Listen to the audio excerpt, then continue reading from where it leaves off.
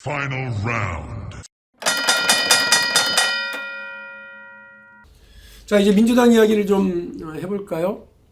제가 민주당 소속인데 제가 민주당 얘기를 하기는 좀 그렇습니다만 해봐요. 저는 이번 과정에서 계속 민주당이 여당처럼 움직여야 된다. 여러 안정화 조치를 적극적으로 취해야 된다. 그래서 민주당이 오히려 국민들이 비상계엄 때문에 놀랬을 때 그 상황을 신속하고 빠르게 조치 취한 거, 계엄 해제를 의결하고 또 그 뒤에 아주 적극적으로 정치적인 행보를 진행하고 국제사회에도 민주당의 존재를 좀 알리면서 움직여나가는 걸 잘했다고 생각을 합니다. 지금 이번 항공 참사에 대해서 민주당이 대응하고 있는 방향들도 상당히 국민들을 위로하려고 하고요. 이재명 대표가 3일 연속 그 무한 사고 현장에 이제 가서 유가족들을 이제 이렇게 위로하고 희생자에 대한 애도의 마음을 표하는 거, 여야정 협의체 공동 또 구성해서 국정 안정을 기하려고 하는 모습, 이런 것들 다 좀 좋게 봐요. 괜찮아요. 네. 저도 일단 많은 분들이 12월 3일 비상계엄이 선포됐을 때 190명이 들어왔는데 그 중에 172명이 야당, 대부분 이제 민주당이 많았죠. 거의 90% 넘게 민주당이었는데 그걸 보고 민주당을 지지하지 않던 분들도 중도 쪽에서도 그렇고 보수 쪽에서 일부 안 하던 분도 와 이게 정말 국회의원들이 할 일이란 게 막 국회 욕하던 분들도 일종의 효능감을 본 거지. 네 그렇죠. 대통령의 저런 독재를 정신 나간 짓을 그렇죠. 딱 국회가 단호하게 그렇죠. 막아서는구나. 또 민주당이 주도해서 예. 딱 막은 걸 보고 이래서 국회가 필요하구나. 상권 분립이라는 게 이런 거구나라는 걸 느꼈다는 분들이 꽤 있더라고요.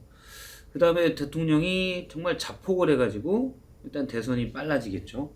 그래서 현재로서는 민주당이 아주 유리한 대선만 놓고 보는 네. 예. 근데 전반적으로 이재명 대표가 제가 친명 의원들 쪽 얘기를 좀 들어보니까 친명들 쪽 로우키로 가고 외연 확장, 중도 확장에 엄청난 신경을 많이 쓰고 있다. 그쪽에서 비호 감도가 좀 있어요.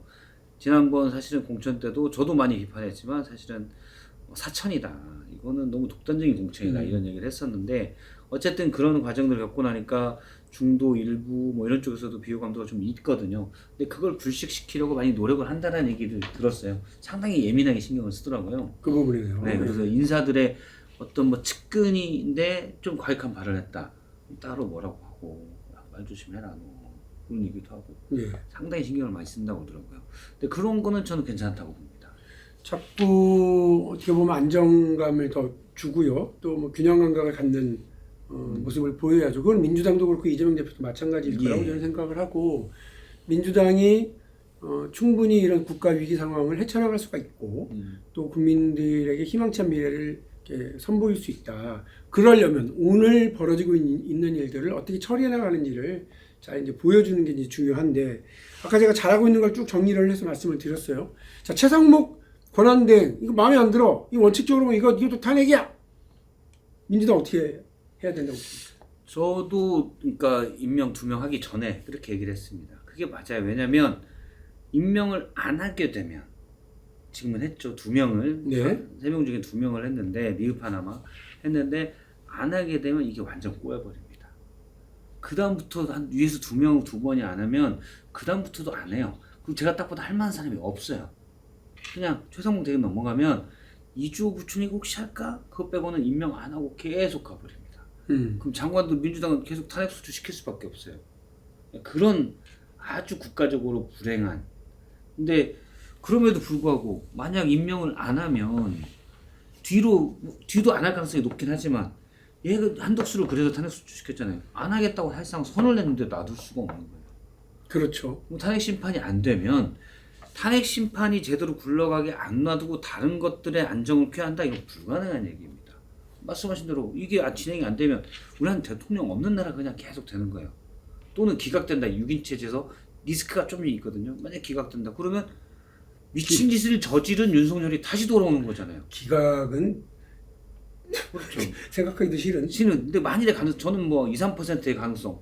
그게 돼버리면 6인 체제에서는 이 2, 3%가 5%로 올라가죠. 그렇죠. 한 명만 반대하고. 그렇죠. 한 명만 반대하면 되니까. 이게 임명을 안 하면 이 불안감이 계속 있어서 뒤에도 안 할 가능성이 크지만 일단 안 하겠다고 선언한 놈들은 탄핵 소추시킬 수밖에 없는 거예요. 그건 어쩔 수 없는 거다. 민주당이 이제 이야기해왔던 논리적인 결론에 따르면 뭐 그쵸. 임명을 안 하. 마지막 한 명 남은 게 이제 마은혁인데 마은혁 재판관을 임명을 하지 않는다.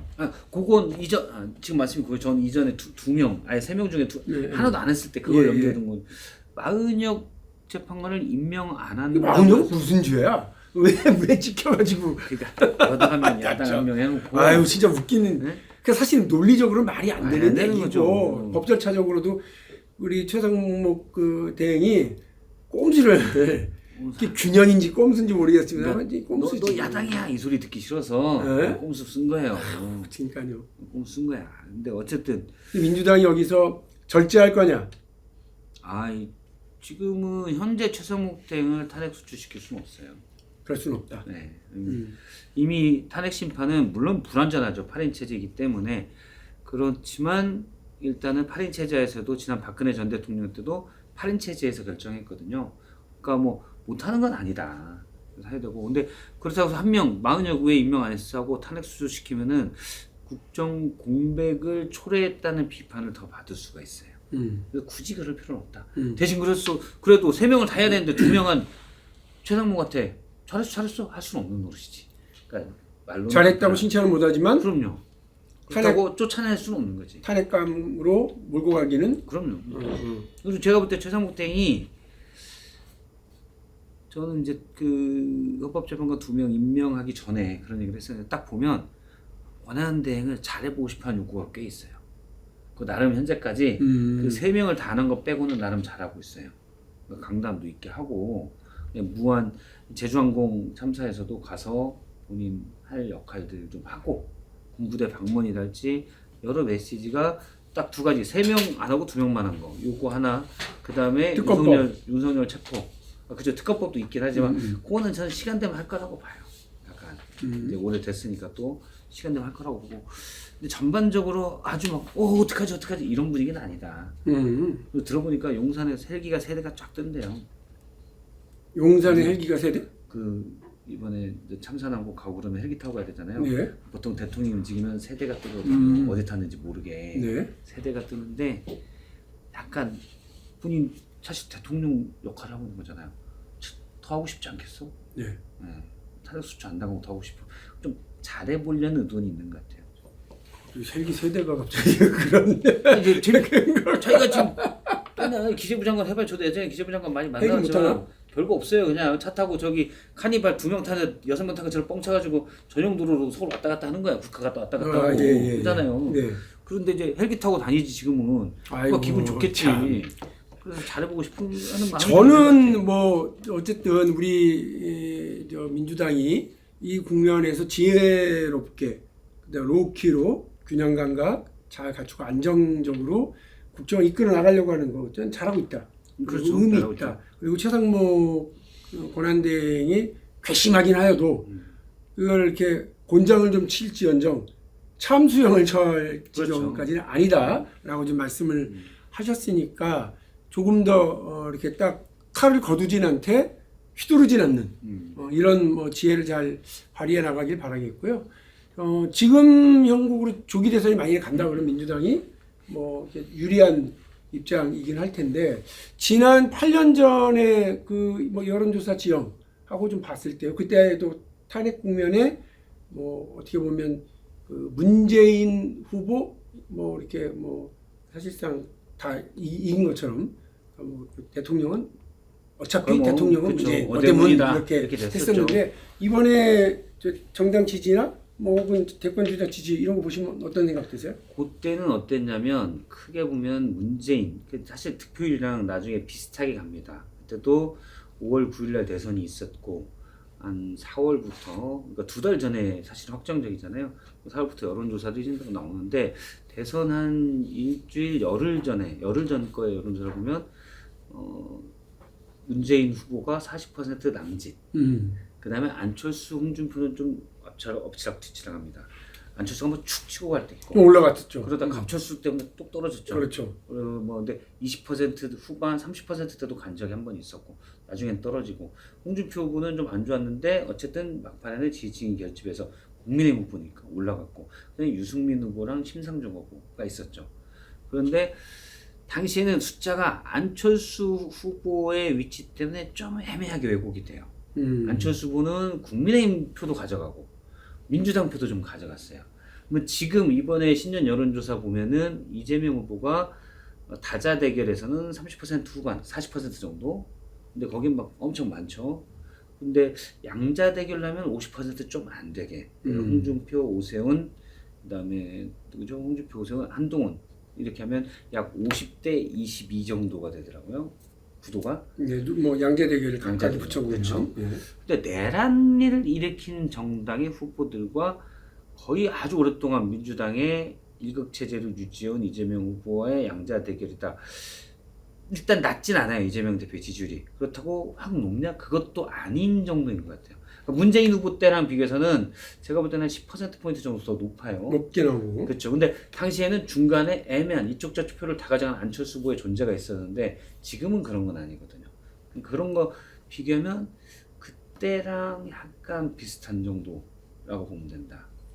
양자로 붙었을 경우에 뭐 아직 위험 요소는 보이지 않지만 또 혹시 다른 변수들이 생기면 아직은 이렇게 장담할 수는 없는.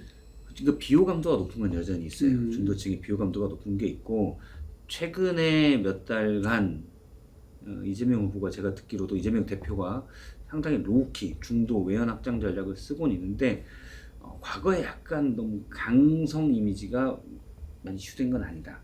이런 게 있고 또 하나는 어떻게 보면 지금이 이재명 대표의 가장 주목받을 만한 이재명의 시간인 때거든요. 뒤에 뭐가 있어요? 일단 사법 리스크도 있고 위증교사나 공직선거법 위반이나 어느 것 하나 2심이 어떻게 될지 몰라요. 근데 2심이 3월 안에 나올 수도 있죠. 그래서 그런 거 나오면 또 어떻게 될지 모르는 상황이고 그리고 지금 지난 대선에서 본인과 붙었던 윤석열이 탄핵되고 있는 마당이잖아요. 그러면 제일 관심이 많이 쏟았대요. 네. 그러니까 지금이 가장 화양연화가 아니게끔 이재명 대표는 그걸 관리해야 될 사실 숙제가 있는 거죠. 네. 이재명 대표에게 기회가 온 것이 맞고 지금 또 뭐 이재명의 시간이에요. 가장 좋은 타이밍인 것도 맞다. 그러나 앞으로 일은 또 아무도 모른다. 이 말씀을 지금 하신 거고요. 민주당이 어쨌든 뭐 국가적으로의 위기, 이 어려운 시기에 아까도 말씀드린 것처럼 안정적으로 균형감 있게 미래지향적인 이런 행보를 통해서 국민들에게 더 많은 지지를 얻어내고요. 또 이재명 대표의 여러 약점, 단점 이런 것들이 잘 보완될 수 있는 그런 뭐 시간이 될 수 있기를 기대를 합니다. 더불어민주당이 잘하는 것이 정치권이 잘하는 일이 되고요. 우리 정치권이 분발할 수 있어야 대한민국의 이 어려움도 조금은 더 덜어질 수 있지 않을까 싶습니다. 오늘 박성태 전 JTBC 기자, 사람과 사회 연구소 실장님과 함께 여러 말씀 나눴습니다. 오늘 다시 한번 감사드리고요. 새해 복 많이 받으십시오. 고맙습니다. 네, 고맙습니다.